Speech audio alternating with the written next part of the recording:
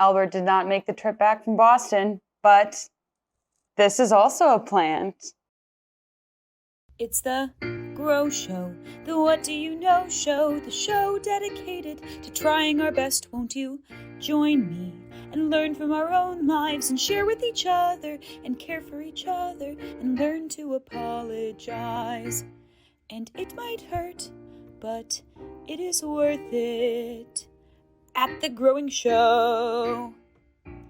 Welcome back to the Growing Show, everybody. I know.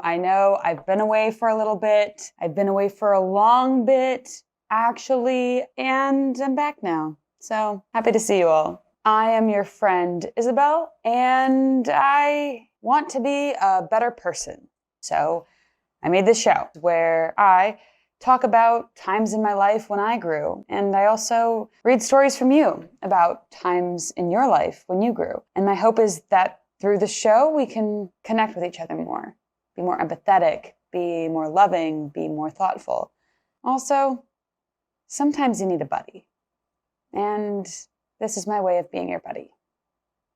If you are somebody that has a pulse, you probably have a time that you grew as a person. And I think you should send it into the show, thegrowingshow@gmail.com.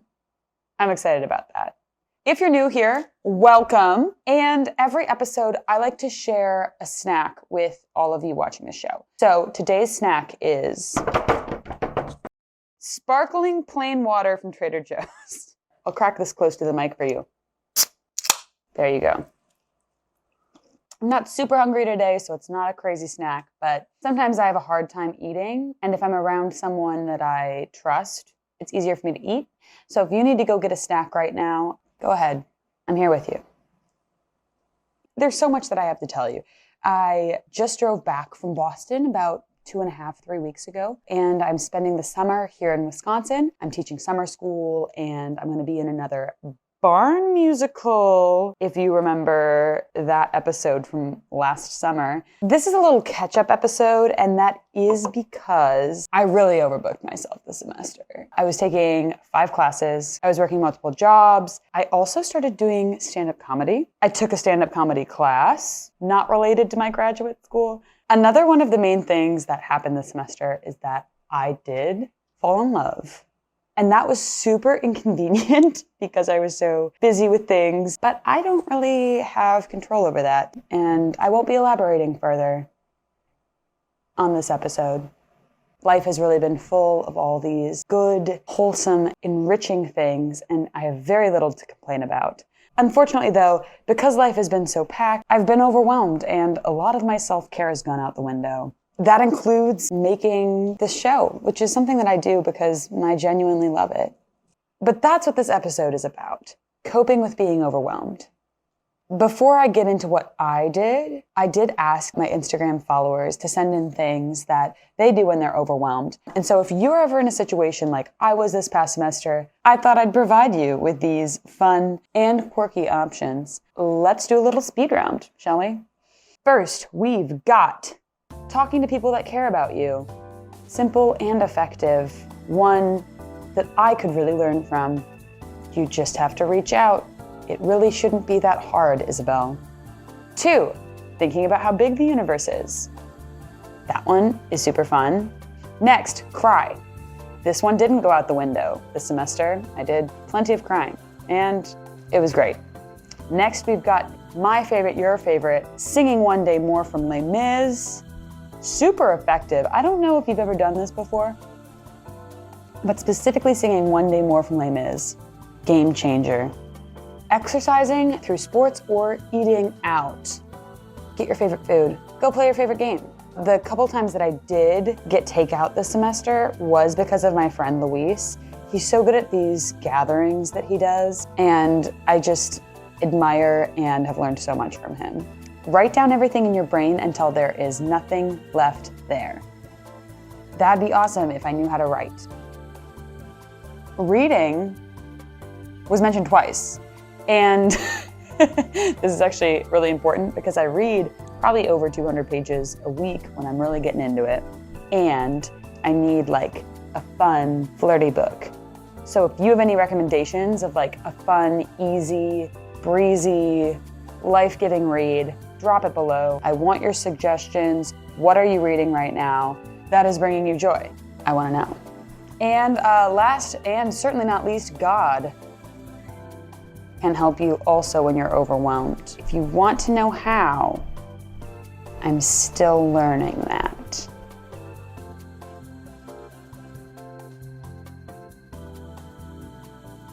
These are some strong options. I'm not gonna lie to you. They're really strong. I did none of them this semester, except the crying one. I guess the God one too. I also did workout. So I did some of these things.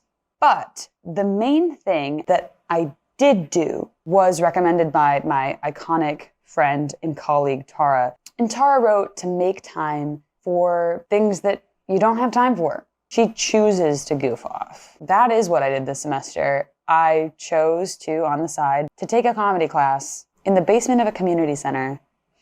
And it changed me. And I want to talk about that. There are just so many things in my life that I think are really funny stories. And I started writing them down and writing punchlines and jokes. Will I do my tight 5 for you? No, I won't. But I will tell you a good story that doesn't have punchlines. Right before I left Boston, I had a stand-up show that I was in, and I invited most of my friends in Boston. And most of my friends in Boston are Catholic priests. They're my classmates, they're my professors. I just want you to imagine 15 priests at a comedy show. And my tight 5 is not the cleanest tight 5, but they watched it and they laughed, and I asked them afterwards and they still love me. I'm not telling you to go out and do stand-up comedy whenever you feel overwhelmed. But what I am telling you is make time to try something new. Take a class or try a food or travel to a new place, because trying something new, trying comedy, changed the game for me. I met these people in Boston that I never would have met. These talented musicians and comics and people that just wanted to be around creative, fun energy. And I never would have met them. Now my 2 social circles in Boston are Catholics, specifically priests, and comics.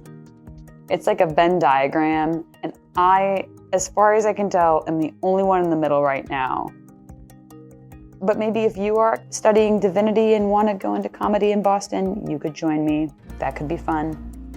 Trying comedy also really pushed me out of my comfort zone because I wasn't good at it. I did open mics where I totally biffed, and I realized I had something to work on. I had something to grow in, to get better at, to take care of. And that was exciting for me, especially as an adult. There's still novel things out there. I guess I didn't realize that. And so that's what I recommend for you today. What can you try that's new? Where can you find some time to goof off? Where can you find some time to try something new? It's gonna look different for everybody, but I have a hunch there's a little wiggle room for all of us. And that's today's show. And I do want to leave you with this. There was one other thing that an Instagram follower sent in, and it is to watch a silly video. And I want to show you the silliest video from my life. Is that the camera?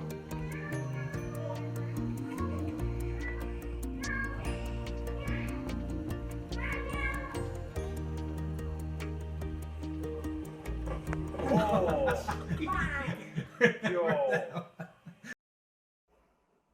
As always, I'm Isabel, and I may not know much.